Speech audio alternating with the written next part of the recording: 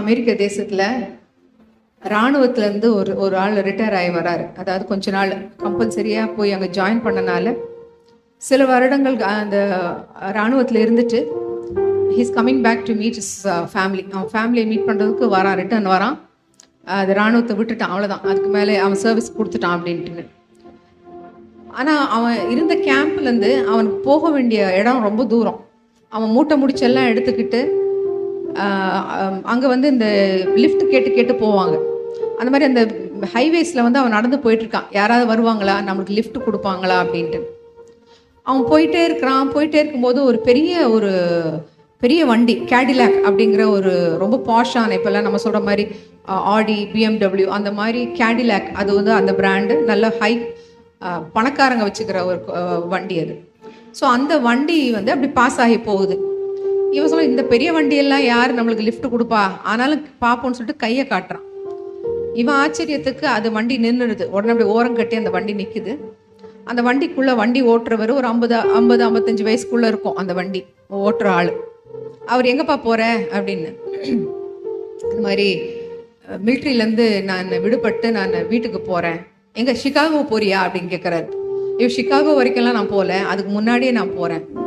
அப்படியா, சரி வா அப்படின்னு சொல்லிட்டு அவர் ஏற்றிக்கிறார். நான் உன்னை கொண்டு போய் விடுறேன், நீ வந்து இந்த நாட்டுக்காக சேவை செஞ்ச, அதுக்கு ரொம்ப உங்களுக்கு தேங்க்ஸ் சொல்லிக்கிறேன் அப்படின்னு சொல்லிட்டு அவர் பேச்சு கொடுத்துட்டே வராரு. இந்த மிலிட்ரி மேன் பார்த்தீங்கன்னா ஒரு ஆவிக்குரிய மனுஷன், ஆண்டவரை ரொம்ப நேசிக்கிற மனுஷன்.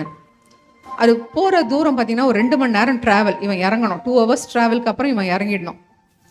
ஆண்டவர் வந்து பேச ஆரம்பிக்கிறார் இவன்கிட்ட. அந்த மனுஷனுக்கு, அந்த டிரைவர், அவர் லிஃப்ட் கொடுத்தார் இல்லையா, அந்த ஆளுக்கு வந்து நீ வந்து சுவிசேஷன் சொல்லுன்னு சொல்லிட்டே இருக்கிறார். அப்போ இவன் சொல்கிறான், நாமளே ஓசி லிஃப்டில் போகிறோம், இவ்வளோ பெரிய வண்டியில் போகிறோம், இந்த மாதிரி எதுவுமே யாருமே வராத ஒரு ரோடில் போயிட்டுருக்கோம், நம்ம போய் சுவிசேஷன் சொல்ல.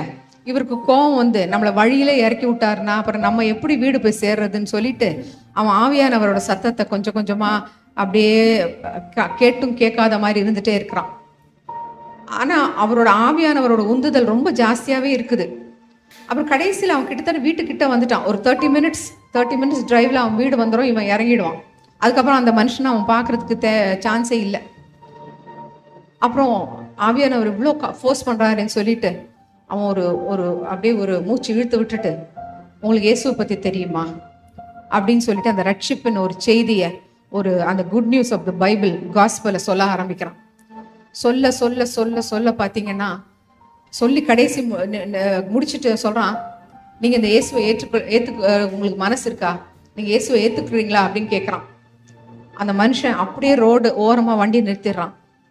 வண்டியை நிறுத்தினோன்னு இவன் நினச்சிட்டான், போச்சுடா, நம்மளை காரை விட்டு கீழே இறக்க போகிறான், அவ்வளோதான், அவன் கோவம் வந்துடுச்சு அப்படின்னு. ஆனால் பார்த்தீங்கன்னா அவன் ஓரமாக நிறுத்தின உடனே அந்த மனுஷன் உடஞ்சி அழ ஆரம்பிச்சிட்றான். உடஞ்சி அழுது, நான் இந்த இயேசுவை எனக்கு வேணும், இந்த இயேசுவை நான் இன்னைக்கு இப்போ ஏற்றுக்கிறேன் அப்படின்னு சொல்லிட்டு அவன் உடஞ்சி அந்த நேரத்தில் ஒரு சால்வேஷன் ப்ரேயரை பண்ணி இவன் வந்து அவன் இறங்க வேண்டிய இடத்துல அதுக்கப்புறம் இறங்கி அவன் போயிடுறான். போகும்போது அவன் சொல்கிறான், நான் ஒரு பிஸ்னஸ் மேன், நீ சிகாகோ வந்தனா என்னை கண்டிப்பாக வந்து பாரு, எனக்குன்னு ஒரு பெரிய பிஸ்னஸ் இருக்குது, நான் பிஸ்னஸ் நடத்திட்டு இருக்கேன் அப்படின்னு சொல்லிட்டு அவனோட பிஸ்னஸ் கார்டை அவன் கையில் கொடுத்துட்டு கர்த்தருக்கு சித்தமாலாம் நம்ம சந்திப்போம்னு சொல்லிட்டு அவன் போயிடுறான். இவனும் இறங்கிடுறான், போகிறான், இவன் வீட்டில் போய் எல்லாரையும் சந்திக்கிறான். அப்படி இப்படி 5 வருஷம் ஆயிடுச்சு. 5 வருஷத்துக்குள்ளே இவனுக்கு கல்யாணம் ஆகுது, 2 குழந்தைங்க பிறக்குது. ஒரு நேரம் வந்து ஏதோ ஒரு விஷயத்துக்காக சிகாகோ போகணும் அப்படிங்கிற ஒரு நிர்பந்தம் வருது, ஒரு ஒர்க் வருது. ஒர்க் வந்த உடனே இவன் என்ன பண்ணுறான், அவன் திங்ஸ் எல்லாம் பேக் பண்ணுறான். அவன் சூட்கேஸ் எடுத்து திங்ஸ் பேக் பண்ணும்போது இந்த கார்டு அவன் பார்க்குறான். ஓ, சிகாகோவில் இந்த பிஸ்னஸ் மேன் இருக்காரு, நம்ம 5 வருஷத்துக்கு முன்னாடி அவருக்கு சாட்சி சொன்னோமே, இவரை போய் பார்க்கலாம் அப்படின்னு சொல்லிட்டு இவன் அந்த கார்டை எடுத்துக்கிட்டு அவரோட கம்பெனிக்கு போகிறான். பார்த்தா அது பெரிய ஒரு சாம்ராஜ்யம் மாதிரி இருக்குது அந்த கம்பெனி. அவ்வளோ பெரிய சாம்ராஜ்யத்தோட தலைவனாக இருக்கிறாரு இவன் மீட் பண்ண அந்த ஆள். அப்போது இவன் போயிட்டு அந்த ரிசப்ஷனிஸ்ட்டை சொல்கிறான், இந்த மாதிரி மிஸ்டர் ஹேனோவரை பார்க்கணும் அப்படின்னு சொல்லிட்டு. அவங்க அந்த ரிசப்ஷன் சொல்கிறாங்க, அவரை பார்க்குறது கஷ்டம், வேணா அவங்க ஒய்ஃபை பாருங்களேன் அப்படின்னாரு. இவருக்கு ஒன்றும் புரியல. சரி, ஓகே, அட்லீஸ்ட் ஒய்ஃபாவது பார்ப்போம், அவர் தான் பிஸ்னஸ் மேன் ஆச்சே, பிஸியாக இருக்கிறாரு அப்படின்னு சொல்லிட்டு. அப்போது அவங்கள கொண்டு போய் அந்த கார்டை கொடுத்து அவங்க ஒய்ஃப் வந்து நிற்கிறாங்க. அவங்களுக்கு இப்போ ஒரு 50-55 வயசுக்குள்ளே இருக்காங்க. அந்த ஒய்ஃப் பார்த்த உடனே பேசுகிறாங்க, ஓ, உங்களுக்கு அப்போ என் ஹஸ்பண்டை தெரியுமா அப்படின்னு. ஆமா தெரியும், நாங்கள் இந்த மாதிரி எனக்கு வழியில் எனக்கு லிஃப்ட் கொடுத்தாரு அப்படின்னு சொல்லி கொஞ்சம் சில விஷயங்கள் பேசிட்டு இருக்கும்போது இவனுக்கு வந்து ஆவியானவர் சொல்றாரு, நீ அவருக்கு சுவிசேஷம் சொன்னல, அதை சொல்லு, அவர் ரட்சிக்கப்பட்டதை சொல்லுங்கிறாரு. இவன் யோசிக்கிறான், இங்க வந்து நான் உங்க புருஷனுக்கு நான் சால்வேஷன் இது சுவிசேஷத்தை சொன்னேன் அப்படின்னு சொல்ல, இந்த அம்மாக்கு ஏதாவது கோவம் வந்து போடா வெளியிலன்னு சொல்லுவார் அவங்க அப்படின்னு சொல்லிட்டு யோசிச்சுட்டே இருக்கான். ஆனா வேற வழியில ஆவியானவர் சத்தம் ரொம்ப ஸ்ட்ராங்கா இருக்கவும் இவன் என்ன சொல்லிட்டான், நான் வந்து அன்னைக்கு வந்து நான் சுவிசேஷம் சொன்னேன் அவங்க ஹஸ்பண்டுக்கு, இந்த மாதிரி போகிற டைமில் நான் இறங்குறதுக்கு ஒரு 1/2 மணி நேரத்துக்கு முன்னாடி ஆவியானவர் குரல் கேட்டு நான் சொன்னேன், அவர் வந்து ரட்சிக்கப்பட்டாரு, அவர் ரட்சிப்பின் ஜெபத்தை என் கூட பண்ணாரு, அதுக்கப்புறம் என்னை விட்டுட்டு போயிட்டாரு அப்படின்னு சொல்லிட்டு. அந்த அம்மா பார்த்தீங்கன்னா உடம்பெல்லாம் நடுங்க ஆரம்பிச்சிச்சான். அந்த அம்மாவுக்கு நடுங்கி தேம்பி தேம்பி தேம்பி தேம்பி அழ ஆரம்பிச்சாங்களாம். என்னன்னு கேட்டால், என் வாழ்நாள் பூரா அவரோட ரட்சிப்புக்காக நான் ஜெபம் பண்ணிட்டு இருக்கேன், ஆனால் ஆண்டவர் வந்து அவரை ரட்சிக்கவே இல்லை அப்படின்னு சொல்லிட்டு நான் வந்து ஆண்டவர் மேலே ரொம்ப கோச்சிக்கிட்டேன் அப்படின்னு. இப்போ எங்கே இருக்கிறாரு அவர், மிஸ்ஸஸ் ஹேனோவர் எங்கே இருக்காரு அப்படின்னா, அவர் இறந்துட்டாரு அப்படின்னா. இறந்துட்டாரா? எப்போ இறந்தாரு? உன்னை ட்ராப் பண்ணாரு பார்த்தியா, அதுதான் லாஸ்ட். உன்னை ட்ராப் பண்ணி கொஞ்சம் தூரம் வர்றதுக்குள்ள ஒரு ஆக்சிடெண்ட்ல அவர் மரிச்சு போயிட்டாரு. அவர் இல்லை. நான் ஆண்டவர் மேலே ரொம்ப கோபமாக இருந்தேன், நான் ரட்சிப்புக்காக ஜெபம் பண்ணேன், ஆண்டவரே என் கணவர் ரட்சிக்கப்படாமலே அவர் உயிரை எடுத்துக்கொண்டுங்களேன்னு சொல்லிட்டு இந்த கடந்த 5 வருஷமா நான் ஆண்டவரை விட்டு விலகிட்டேன், ஆண்டவர் மேலே கோச்சிக்கிட்டு நான் ஆண்டவரை விட்டு விலகிட்டேன். இப்போதான் எனக்கு தெரியுது ஆண்டவர் ஒன்று அனுப்பி அவரை ரட்சித்திருக்காரு, அவருக்கு ரட்சிப்பின் ஜெபத்தை செஞ்சு ஆண்டவர் அவரோடு சேர்த்துக்கிட்டாரு. மை காட் இஸ் ஃபெய்த்ஃபுல் அப்படின்னாராம். ஹல்லேலூயா. கர்த்தர் வந்து he's a very faithful God. நம்ம ஒரு விஷயத்தை ஆண்டவர்கிட்ட ஒப்பு கொடுத்தோம்னா நம்ம மறந்துடுவோம், இல்லை நம்ம பின்மாறிடுவோம். ஆனால் ஆண்டவர் ஒரு காலம் நம்மளோட ஜெபத்தையோ நம்மளோட விண்ணப்பத்தையோ நம்மளோட அவர் என்ன சொல்றாரு, he knows the your heart, உன்னோட நினைவுகளை அவ அறிந்திருக்கிறான்னு சொல்லியிருக்கா. அப்போ உன் நினைப்புல கூட நீ ஏதாவது உன்னை ஆசைப்பட்டு ஆண்டவரே எனக்கு இது வேணுமே, இது இருந்தால் நல்லா இருக்குமே நீ யோசிச்சா கூட ஆண்டவர் அதை செய்ய அவர் சித்தமுள்ளமா இருக்கார். Hallelujah. He such a faithful God. அவரோட ஃபெய்த்ஃபுல்னஸ்க்கு நம்ம வந்து என்ன சொல்றது, அவரை வந்து நம்ம we can't even measure up. நம்ம விசுவாசம் அந்த அளவுக்கு அவரோட ஃபெய்த்ஃபுல்னஸ்க்கு ஈடை கொடுக்கவே முடியாது. அவர் அதுக்கு மேலே நம்ம நினைப்பதற்கும் யோசிக்கிறதுக்கும் மேலாக செய்கிற தேவன் அவர். ஹல்லேலூயா. அவரோட லவ் தான் the ultimate thing that has bound us all. Hallelujah. மனுஷரை கட்டி இழுக்கும் அன்பின் ஆண்டவரே, அன்பின் கயிறுகளா என்னை இழுத்து கொண்டவரே. மனுஷரை கட்டி இழுக்கும் அன்பின் ஆண்டவரே, அன்பின் கயிறுகளா என்னை இழுத்து கொண்டவரே. எப்ராயிமே உன்னை எப்படி கைவிடுவேன், இஸ்ரவேலே உன்னை எப்படி ஒப்பு கொடுப்பேன். எப்ராயிமே உன்னை எப்படி கைவிடுவேன், இஸ்ரவேலே உன்னை எப்படி ஒப்பு கொடுப்பேன். எப்ராயிமே உன்னை எப்படி கைவிடுவேன், இஸ்ரவேலே உன்னை எப்படி ஒப்பு கொடுப்பேன். எப்ராயிமே உன்னை எப்படி கைவிடுவேன், இஸ்ரவேலே உன்னை எப்படி ஒப்பு கொடுப்பேன். மனுஷரை கட்டி இழுக்கும் அன்பின் ஆண்டவரே, அன்பின் கயிறுகளா என்னை இழுத்து கொண்டவரே. அன்பின் கயிறுகளை நம்மளை இழுத்து கொண்ட தேவன் அவர். நம் தாயை போல அவர் நமக்கு உணவு கொடுப்பவர். ஹல்லேலூயா. தகப்பனை போல சுமந்து செல்பவர்.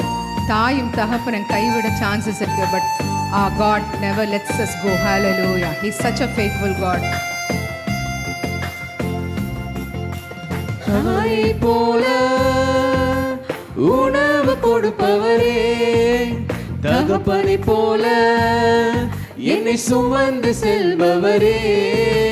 தாயை போல உணவு கொடுப்பவரே, தகப்பனை போல என்னை சுமந்து செல்பவரே.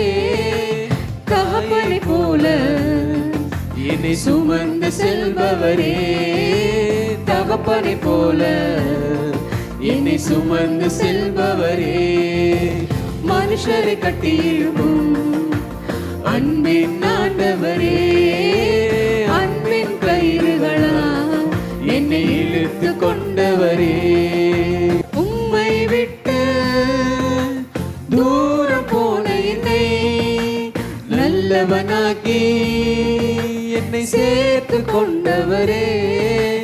உம்மை விட்டு தூரம் போன என்னை நல்லவனாக்கி என்னை சேர்த்து கொண்டவரே.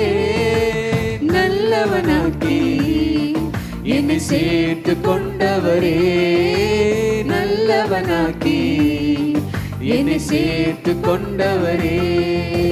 மனுஷரை கட்டி இருக்கும் அன்பின் ஆண்டவரே, அன்பின் கயிறுகளா என்னை இழுத்து கொண்டவரே.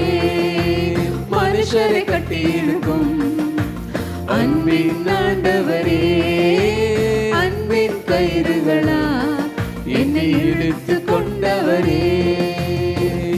நல்ல பிள்ளையா உங்க மடியில் இருக்கின்றேன், எதுவும் என்னை பிரித்திட முடியாது.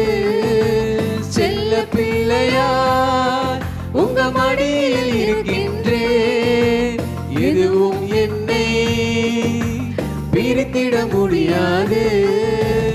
எதுவும் என்னை பிரித்திட முடியாது. எதுவும் என்னை பிரித்திட முடியாது.